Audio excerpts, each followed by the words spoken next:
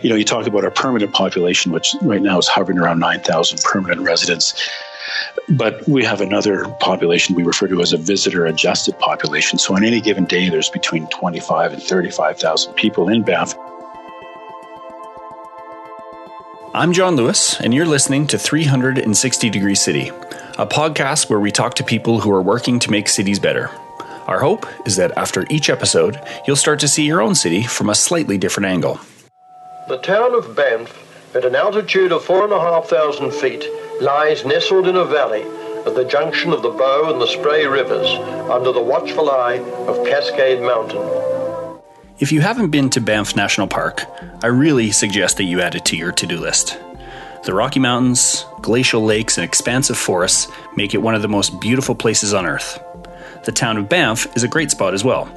As the service center for the park, you'll find the renowned Banff Center for the Arts, some delicious restaurants, and some cool boutique shops. You'll also find a lot of tourists.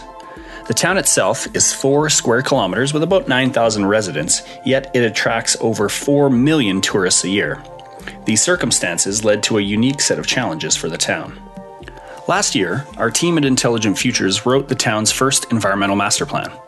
The dual challenge of accepting visitors from around the world while also contributing to the conservation of the very landscapes that attract those people is one of those wicked problems that can frustrate those who are trying to make it all work. Today, I'm chatting with an expert in planning and development in the town of Banff. My name is Randall McKay, and I'm the Director of Planning and Development for the town of Banff. Randall has been Banff's Director of Planning and Development since 1997. Today, we discuss the history of the town and some of the challenges it faces regarding growth management, affordability, environmental conservation, and tourism. It's a fascinating case study in balancing global economic factors right down to an extremely local context, which happens to be about an hour and a half from where I live. Let's dive in. Let's kick it off way back.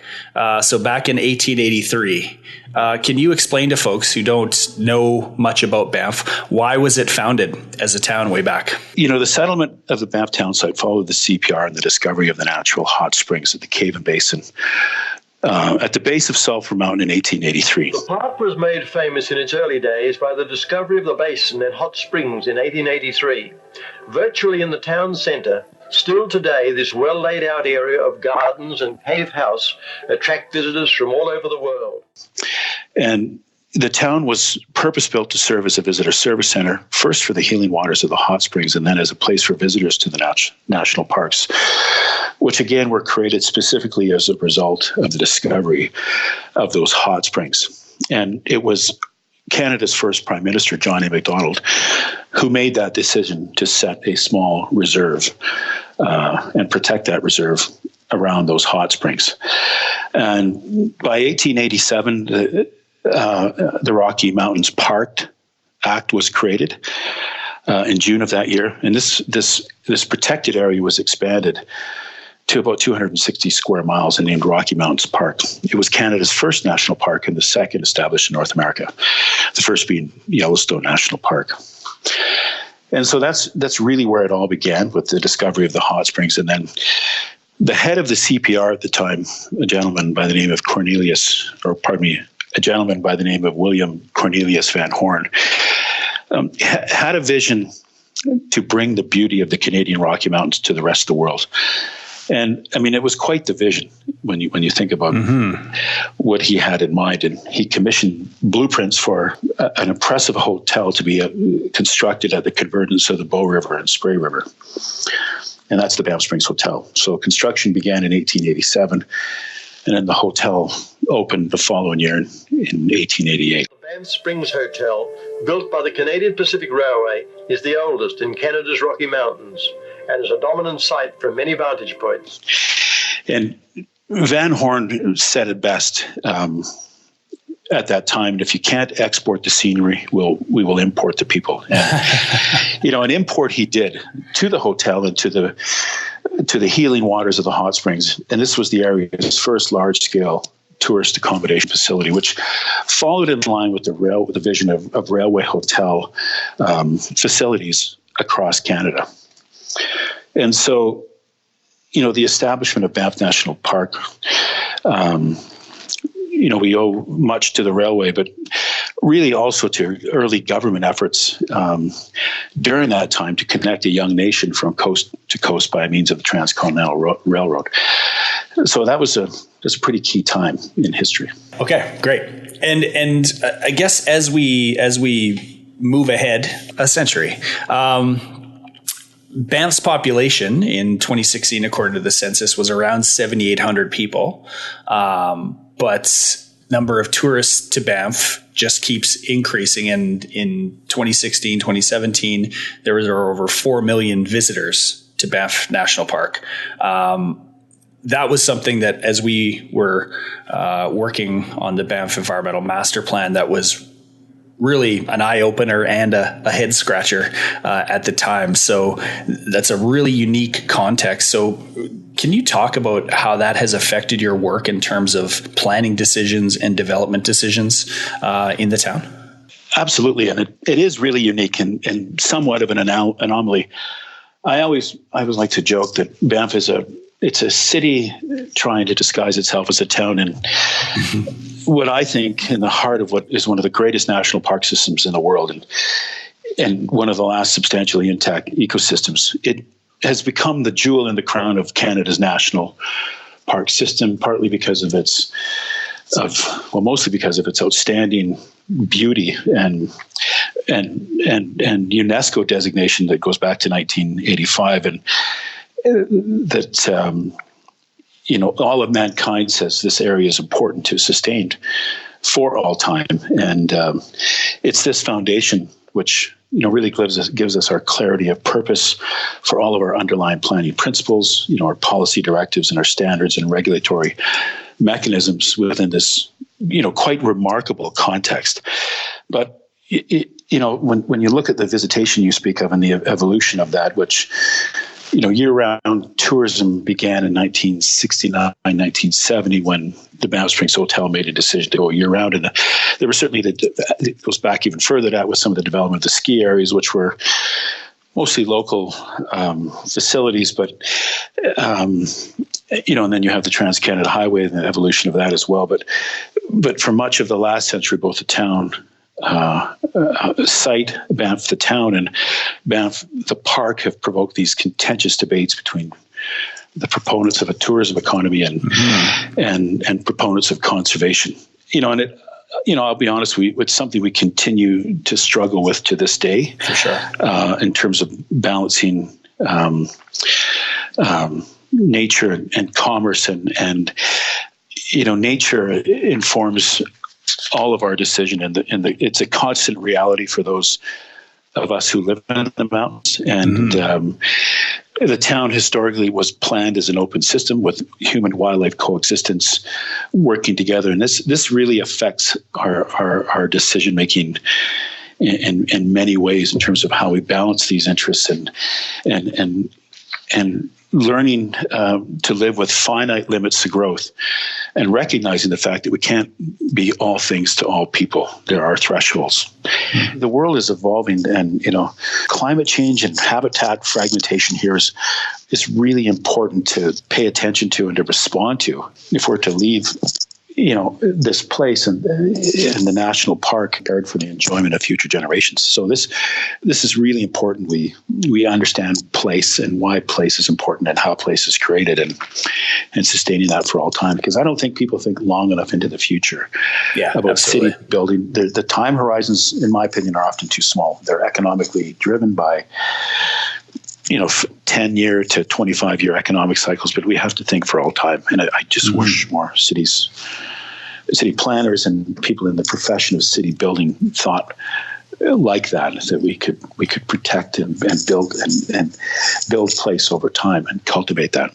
Mm-hmm. Yeah, and that's why one of the reasons I wanted to talk to you today was I think Banff, having done some work there now, is such a unique context that folks can pull bigger lessons from in terms of the community that sits in this broader ecological context. And like you say, for all time, to think in those terms, you will make different decisions if your brain is going there from the start. Well, you're right, and I think too that people think because we're in a no growth footprint. I mean, there's densification, but you don't, and we're not going up very high either. Most of our buildings are 3 stories, at the high end, and when I speak about finite limits to growth, I think it's important to realize that economic growth can still continue and thrive. In fact, the economies can grow without all this new development and new buildings. And this has been something we've looked at as well to explain to our community that we need to continue to manage growth very carefully. We have a very unique commercial growth cap in Banff that, the commercial footprint is fixed. It is set within the National Parks Act. And in terms of what the incremental new development is very limited, but business and commerce and people can continue to thrive here with those fixed limits. And I think that's something that I think is really interesting. That we need to do more research on that, and we're tracking a lot of the data now. But I think it shows that it works, and you can have a finite footprint and a finite limit and continue to thrive. Yeah, and I think that's really interesting. Just in terms of economic growth, often the conversation is around assumes no barriers in certain directions, right? So it could be the physical barrier. We just need to keep growing out and out or up and up. And the technology or the environmental standards or the design standards and what you've described is holding those boundaries in place, sort of, physically and literally and figuratively rather. But that you're seeing continued economic growth regardless. So it's a really interesting case study of for folks that are in the city building professions to maybe hold the line a little longer because it doesn't necessarily have to restrict economic growth, both in the short term, but that could actually help it in the long term if you have a community that's better designed, more ecologically friendly, etc. I totally agree. I think you're absolutely right on that. It's well said. Banff has some unique federal regulations that affect what can and can't go on here. And one of them is the leased land base. No one owns the land here. It's all leased land. And also the eligible residency requirements, which is also very unique. Can you explain that a bit, what that means? I can. And it relates to having a need to reside in the town. It doesn't mean you can't own real estate here. You just can't live in it unless you are deemed eligible residency under lease and license of occupation regulations through Parks Canada. And this is something we work with Parks on continually. It's reflected in a number of our policy documents and our longer term plans in terms of honoring this requirement to ensure that the town site is not exploited by external interests, and that second home ownership for people that do not have a need to reside here, meaning they don't have employment that's based in the town site. Mm-hmm. So it's a restriction on who can actually live here by virtue of their employment. Mm-hmm. And so that heads off, I guess, some of the challenges and issues that, a lot of international cities that we hear about, from Vancouver to London, that folks own real estate there, but they may never be there. And then what that does to the market and prices and all that kind of stuff. Is that right? It does. It protects the town from the influx of second home ownership and real estate speculation. Because housing is obviously a major issue in the town and has been for some time.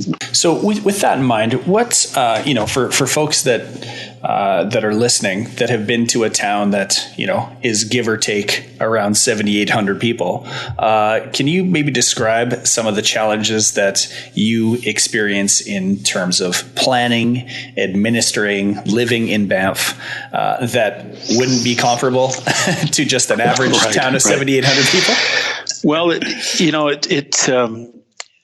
all land use planning practices for us must be judged by their effect on biodiversity and ecosystem integrity. This is really important. And this, the broader context of the national park setting informs all of our decisions. So we have to have regard and must regard natural boundaries and natural processes with the understanding that everything is connected to everything else and requires a total integration of disciplines to make sure we maintain and sustain this ecological integrity for all time. So it's a big challenge, and the challenge as well relates to the enduring heritage values of both the town and the national park, and how to be relevant and in a changing world where neither can be taken for granted. And I've seen that over time, I think, where people take these things for granted and they forget they're in a national park or a UNESCO World Heritage Site. And we try to protect that uniqueness through a whole series of regulations and processes. And I believe successful places that maintain and protect their uniqueness, you have to have vision, and that vision always has to be brought back into check, so our elected officials understand that, and that there's thoughtful management and control to protect the very features that make it special. And in the last 18 months to 3 years, I think we've seen what I would consider almost unprecedented amount of reinvestment into the community. And so there's been a lot of things happening where, certain buildings and certain facilities have run their course, and there's been a desire to reinvest. But we want to make sure we maintain these features and maintain the type of vernacular architecture that relates to place, and that the buildings are true to their time, but also respecting a design ethos that's based, as an example, in the Rocky Mountain tradition of building. So, some of these are very important things. The other thing is the patterns of human use and the guidance of people and their behaviors and permissible activities and the infrastructure we build to accommodate them. And what should we build, and how should we build it, and what should inform the decision to site a building in a certain location or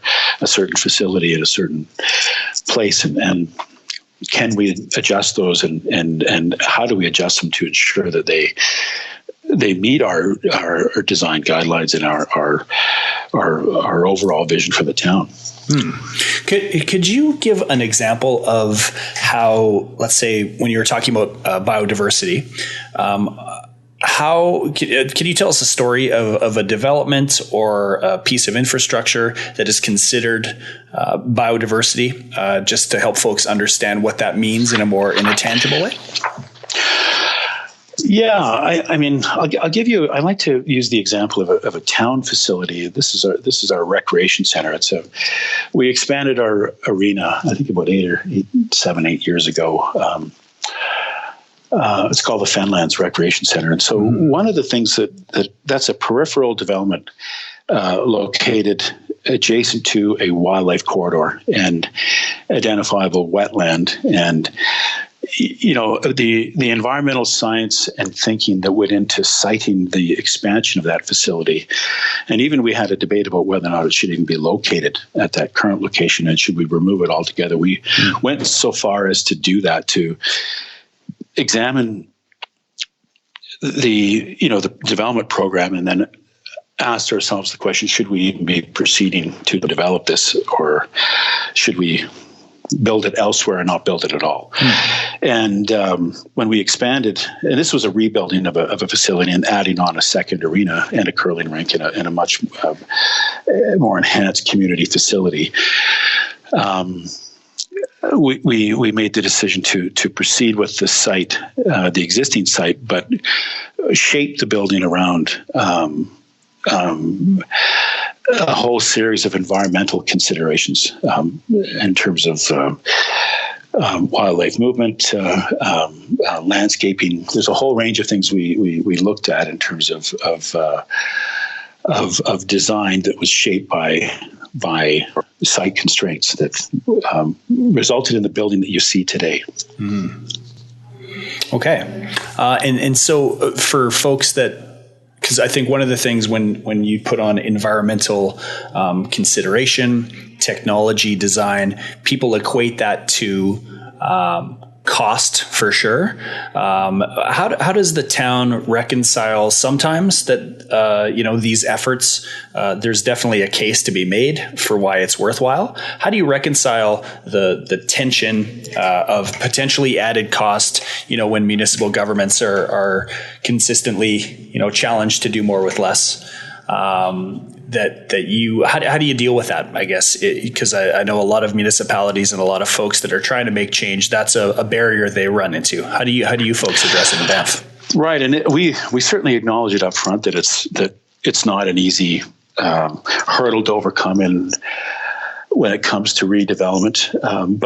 But we also believe, because of our unique context and location, then the importance of design and understanding the cumulative effects of development and issues related to the environment, would be it stormwater or impact when there's an excavation. We spend a lot of time educating proponents on the unique context of Banff, and it's the need to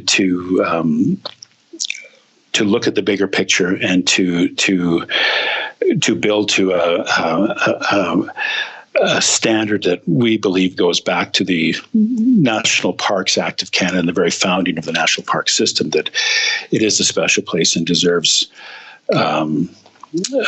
much more thoughtful consideration, or should have as much consideration given to development as humanly possible. And it certainly isn't easy when it comes to our capital projects, where we do ask for a higher standard. We end up asking more of our taxpayers, and that is part of the challenge, because we have a very small resident population that serves a much broader visitor population. Yeah. And you talk about our permanent population, which right now is hovering around 9,000 permanent residents, but we have another population we refer to as a visitor adjusted population. So on any given day, there's between 25 and 35,000 people in Banff, pushing 40,000 as a planning threshold in the summer months.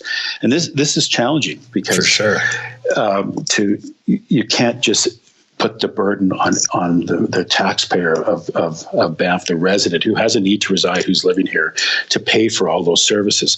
So we work with other levels of government to seek funding, and we have been fairly successful to argue our case, where, because of Banff's unique location and the fact that we have such an influx of visitors, that other levels of government, being provincial or federal, need to consider contributing more to us, because we can't fund ourselves on tax base alone. It's just not possible. Yeah, for sure. We were just talking about Banff, just with some new staff members, talking about the environmental master plan, and just some of these challenges, and how, you can have, less than 10,000 people that are, in normal circumstances, responsible for the maintenance of their infrastructure and their projects and things. But then you've got the city of Montreal showing up every year. You're absolutely right. And I mean, a good example of that too is our wastewater treatment plant capacity. I mean, average peak demand is 60% higher than a non-tourism based community of a similar size with permanent population. Okay. That's water as well. I mean, it's also 60% higher on average. And these are quite stunning figures, because your infrastructure planning is for quadruple the number of people on any given day. Yeah. And it's deceiving in terms of what actually happens here, because you look at things like export revenue on tourism. Banff, Canmore, Jasper account for a significant part of Alberta tourism revenue, and this has been very good to us and very kind to us in terms of working with us to find solutions to this unique problem. Mm-hmm. Yeah, for sure. And I guess on that note about the influx of tourism and the realities of having that economic base, what are some of the differences from a design development planning perspective that you have to consider with that influx? You talked about the water infrastructure. What are some of the other things you've done to both, I guess, just at a baseline, accommodate and deal with all those folks, but then you also have the mandate of making sure that those folks have a wonderful experience on top of that. So what are some of the things that are unique to what you do in Banff? Well, there's been a lot of effort made to work on the mode shift of travel once you're in the town site. So our transit system, both in the town and regionally, the Rome Transit, has worked exceptionally well to help lessen the load with respect to congestion and parking within the town site because of, again, our finite footprint and the limited amount of space for cars. Although we're still seeing we're still having significant challenges in that regard. So we've worked with a partner who's recognized this challenge and is looking at mass transit as a broader solution, beginning with a recently opened intercept parking lot at the Norquay entrance to town. So there's a broader vision there too for mass transit, which includes both bus and rail, to start rethinking how people arrive in Banff and in the park and lessening their burden on the town side. With infrastructure projects, and I mean certainly design, we have a design a set of design guidelines and principles which we ask that everybody follow, and that also relates to landscape. But there's also things like Fire Smart, which are very unique because we're seeing the last year was dramatic year, last 2 years with wildfire and the interface with the urban wildland interface and the town site, and looking at evaluating materials and that type of thing to protect people and public infrastructure and town infrastructure. But when it comes to looking at large influx of tourists, we also look at our streetscape master plans and our longer term vision for enhancement of public spaces to handle greater volumes of people. So we have our sidewalks aren't just typical sidewalks downtown. We've almost tripled the width of them, where there's new sidewalk construction occurring as part of the downtown enhancement area. We've aggressively expanded the ability for people to move in and around the town site. We've expanded our bike infrastructure and a whole range of things like that to accommodate people. But we're now looking at this managing the destination has capacity limits, and there's certainly a discussion evolving around that as well, ensuring that we're looking at those limits to growth and the capacity limits of the town site, and trying to better understand that before it becomes more of a problem. Okay, so are you looking? Is it a conversation around actually capping visitation No. It's about demand management. Yeah, gotcha. Both in the public domain and sort of like a more holistic accounting of the capacity of certain areas of town, and working with providers about when people should be directed to those facilities. I think, we see a sort of a challenge emerging the last few years in Lake Louise, which is a much smaller area and much more limited access, but everybody wanting to go there at the same time. So there's a sort of extreme example of that. But we work with our tourism marketing organization, the Banff Lake Louise Tourism Group, and others and Parks Canada to look at this issue and to try to better manage it in anticipation of even more growth in the future. Because certainly the trend lines over the last bunch of years have been sort of pretty uniformly just up. You're right. You're right about that. You're absolutely right. Yeah, and that's what's so fascinating about again a relatively small town. The footprint's 4 square kilometers, but all these people are coming, and then you factor in things like what currency exchange does to, then there's a whole bunch of, if the Canadian dollar isn't that strong, then all of a sudden there's a whole bunch more folks showing up from other parts of the world. And it's such an interesting and complex ecosystem crammed into such a small space. It really is. It's a fascinating problem. And I mean, it's a fascinating place. It's a beautiful place. It's world renowned. And it's a good problem to have, but you don't want to. I think one thing that there are more and more. There's frustration with mobility in and around the town site when there's this many people visiting all at once. So, the heart of the visitor experience is encountering, the destination as a whole. We're only part of that. There's the surrounding landscape, there's the townscape, but the place is the product and the attraction. So we need to make sure that we continue to be aware of that and that we manage it accordingly. And if you had a chance to speak to any listeners out there that are intrigued by Banff and are thinking of coming for the first time, what tips or suggestions would you give them? That's a good question. I mean, don't be afraid to venture off the pavement and go deeper into the park. I mean, it took me a while to learn that the town site itself and even the peripheral edges of the town site, that's as far as some people ever get into the national park. But we've got 6,000 square kilometers of national park surrounding us that there's lots of room. And I think, I think people shouldn't be afraid to venture into that and see that as, and I realize that often time is an issue and resources to get there can be an issue, but there's more to the park than just the town site. But we're the sum total of our decisions, and I always ask that people tread softly on the landscape and be mindful of these relationships with wildlife and the natural environment. People can be pretty hard on things, and we're certainly seeing that now with the kind of visitor numbers, and some of it's cultural and some of it's just people not really fully understanding where they're at and why.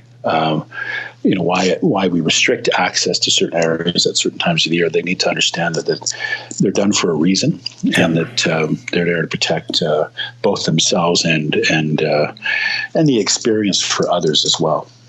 Yeah, for sure. Yeah, and it's interesting you mentioned that there's space to roam and get out and stretch. I've heard this a few different times. I don't know if it's, just one of those urban legends or what have you, but that I think something like 95 or 98% of the people that visit the Grand Canyon never go below just the basic rim. So people go to a spot, take their Instagram photo and get out. And I've experienced that at Lake Louise, where at the base of the lake, it's just super busy. And then you go off into not the level pathway, but the other side of the lake where it's a little more of a hike, and in 5 minutes you can be entirely by yourself. I have too, and it's a mystery to me. But you're right. I've seen that quite a bit, and even in and around the town site where there's areas that are just packed full of people, Bull Falls and the viewpoint at Norquay, or even up in Johnson's Canyon area, where it's just really, really busy, but. Yeah, so it's something that we have to be, again, aware of, and work with people to maybe consider coming at different times, or doing a better job of managing these patterns of use within the town site and adjacent areas to the town. For sure. Yeah, it seems like at some point there's everybody has their phone glued to their hand to have some kind of heat map of where people are, and then you can go avoid that if you wanted to get out into nature, which is you would suspect that a lot of folks, that's why they go. Yeah, which is interesting too. And I worry about some of these places being designed specifically for a selfie or for a snapshot. For sure. You now have these groups of travelers and individuals who are influencers, social media influencers who travel and certainly do a lot to raise the awareness of a specific viewpoint or a destination, whether it be front country. Most of them are front country, but there's the odd back country one as too. But where they promote these through their streams of media, and you have a deluge of people. As you said, the Grand Canyon being a good example of that because of its world-renowned status. But yeah, I do find it interesting. But I'm not sure if it's going to change in the immediate future. I think we're seeing just the beginning of it. So we need to try to work and accommodate some of these issues. Yeah, for sure. And it's one of our previous guests is a professor at the University of Amsterdam, and he's studying the impact that Instagram has on how people navigate and think about and communicate about cities. And he told a story about, I believe, is a field in Ontario, just a beautiful sunflower field, and it somebody with the right number of followers got out, and so it became this destination, and the field ended up being completely destroyed by people that are showing up for their selfie, which is probably a perfect analog to the broad challenge of life in Banff. Yeah, it probably is. I'd like to see that research, but it sounds like it certainly is for sure. Yeah. Okay. Well, we have. I just have one more question for you that we ask all our guests, and that's if you could tell me about a city that you love and why you love it. That is a very difficult question to answer. But if I had to pick one off the top of my head, you say Black Rock City. All right. That's Black Rock City, Nevada. Uh-huh. It is a temporary and carefully planned city erected at the end of each summer in the Black Rock Desert, which is in northwest Nevada, about 160 kilometers northeast of Reno. And this is part of the Burning Man Festival. Mm-hmm. Well, it's not really a festival. It's an interesting thing that evolves and has evolved over the years, where a city that's created where almost everything that happens is created entirely by the citizens or active participants in the experience. I mean, I've never seen anything quite like it. And they're all invited to co-create the city in its form each year. I mean, it follows a standardized plan, but it's quite something. I'm not sure if you've been, John, but it's worth putting on your list. It's on my bucket list. I don't have much of a bucket list, but that's on it. And I don't either, but from an urban planning point of view and how it's laid out and the intersection that happens there between people and participants and art is it's dedicated to art and community. And it's quite staggering in terms of how this has evolved. It's a staggering piece of temporal development that I've only gone a few times, but each time I've been stunned by just how it's all come together and the fact that it functions and works in a fairly hostile environment. So but I mean, there's just so many. I haven't listened to all the interviews, so I'm not sure how other people have answered this. But it is a challenging question because of how people react to certain place, and and I've read that the art of loving a favorite place is in the art of loving where you are. Kind of like the old song "Home is wherever you are." But places have reputations and they shift over time, but there's a rhythm in some of these. There's lots of great places. It's so hard to nail down just one place. I mean, I've had out of body experiences in New Orleans. I mean, in Reykjavik, I love Reykjavik. I love Austin. It's all very weird and quirky and all these things that they're just. It's really hard to nail down one. Well, that's I don't want to jam out. Yeah. No. You're the first one to answer a temporary city. So that's cool. We've had one guest that she split it into present day. She's an anthropologist, so she said my favorite ancient city is this place. I can't remember the name of it off the top of my head. If you're interested in learning more about the town of Banff, check out our show notes.